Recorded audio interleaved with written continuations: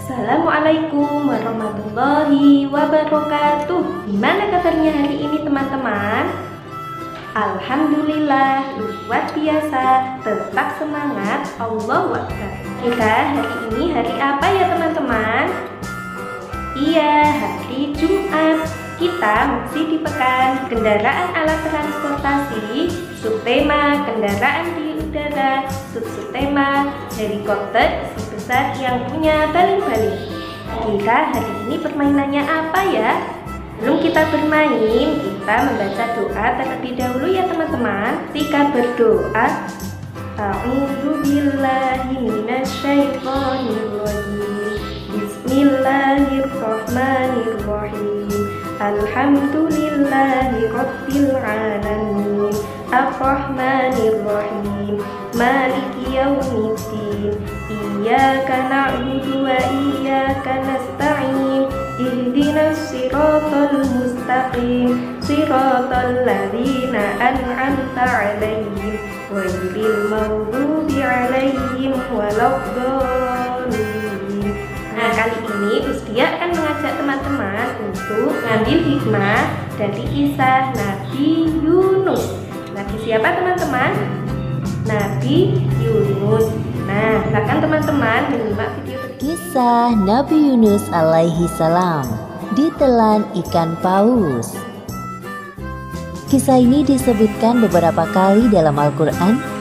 Salah satunya surat Asy-Syaffat ayat 139 hingga 148. Diceritakan bahwa Nabi Yunus alaihi salam merasa putus asa berdakwah kepada kaumnya yang keras kepala. Setelah hampir puluhan tahun berdakwah, hanya sedikit yang mau menjadi pengikutnya. Akhirnya beliau pun meninggalkan kaumnya dengan perasaan marah sekaligus sedih. Allah Subhanahu wa Ta'ala mengutus Nabi Yunus untuk berdakwah kepada suatu kaum di Ninawa, negeri yang terletak di daerah Mosul, Irak. Hampir seluruh penduduk Ninawa masih mewarisi tradisi nenek moyang mereka, yaitu menyembah berhala. Kaum Ninawa tidak menyukai kehadiran Nabi Yunus. Menurut mereka, ajakan Nabi Yunus untuk beriman kepada Allah tidak sesuai dengan tradisi mereka.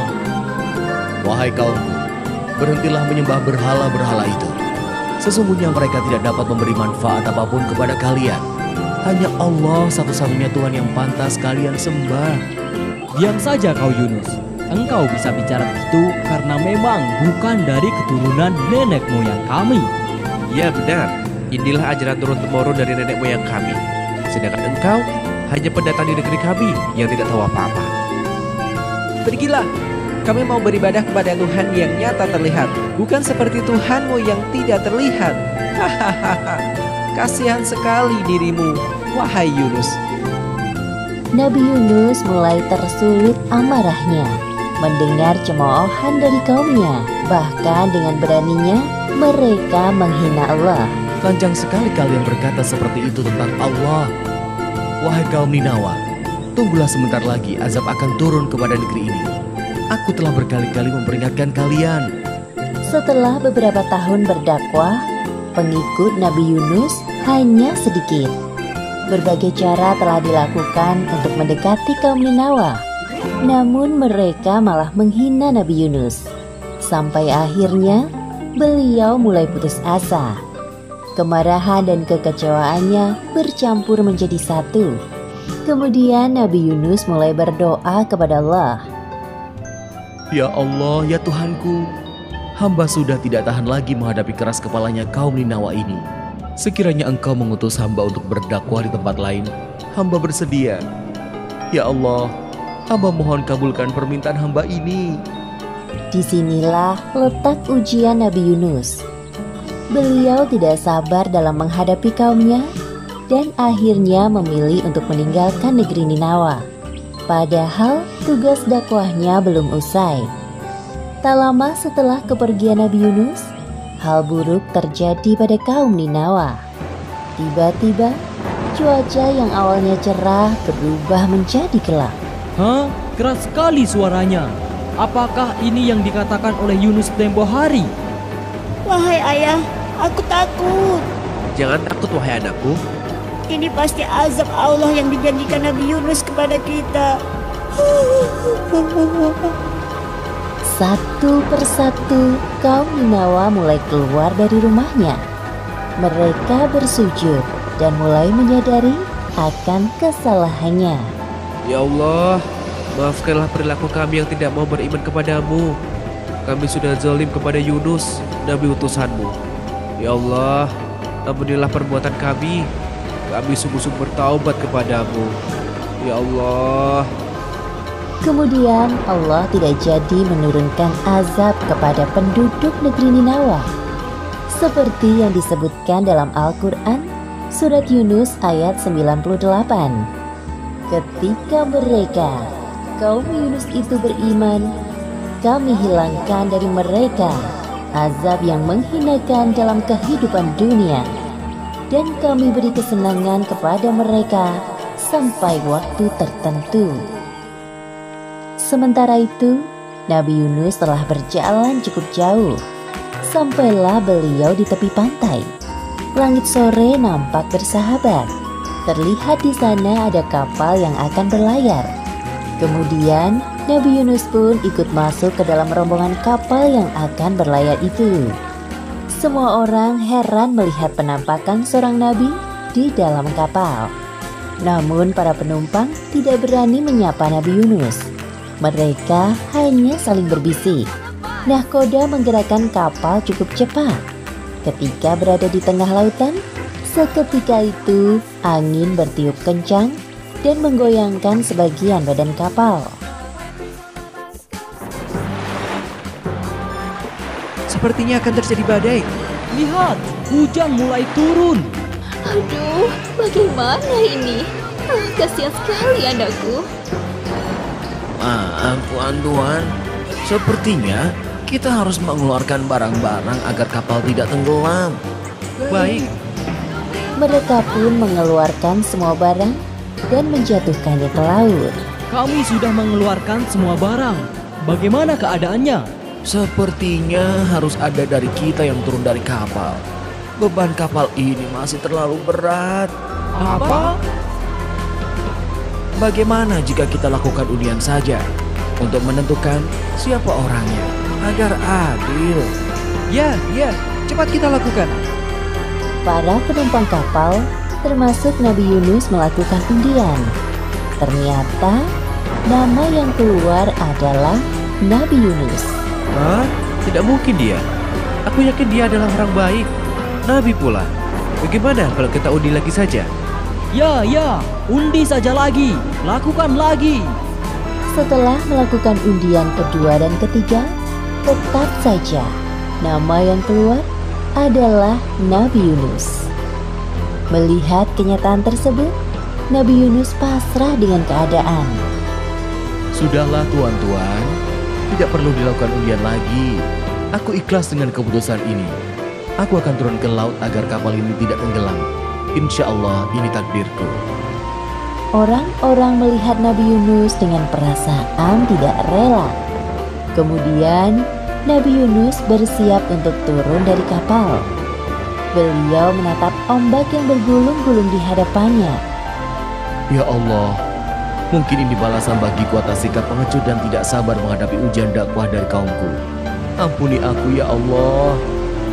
Demikianlah Nabi Yunus termasuk orang-orang yang kalah dalam undian tersebut, sehingga dilemparkan ke laut. Setelah Nabi Yunus menceburkan diri ke tengah laut, tak lama kemudian muncul seekor ikan paus yang sigap menelan beliau. Nabi Yunus pingsan selama beberapa hari di dalam perut ikan paus. Saat membuka mata, yang Nabi Yunus rasakan adalah kegelapan dalam jiwa dan raganya. Perasaan bersalah kepada Allah selalu menghantuinya. Tubuhnya tidak berdaya karena tidak ada asupan makanan selama berada di dalam perut ikan paus. Kemudian Nabi Yunus dengan segala kekuatannya berdoa kepada Allah. Seperti yang disebutkan dalam Al-Quran, Surat Al-Anbiya ayat 87. Tidak ada Tuhan selain Engkau, Maha Suci Engkau. Sungguh, aku termasuk orang-orang yang zalim. Allah seketika itu menjawab doa Nabi Yunus dan menghilangkan kesedihan yang dirasakannya. Allah melalui perantara ikan paus melemparkan Nabi Yunus di sebuah daratan yang tandus. Nabi Yunus keluar dari perut ikan paus dengan keadaan lemah dan sakit. Lalu Allah menumbuhkan tanaman di dekatnya dan beliau pun menikmatinya. Tubuhnya kembali bugar. Alhamdulillahirabbil alamin. Terima kasih ya Allah.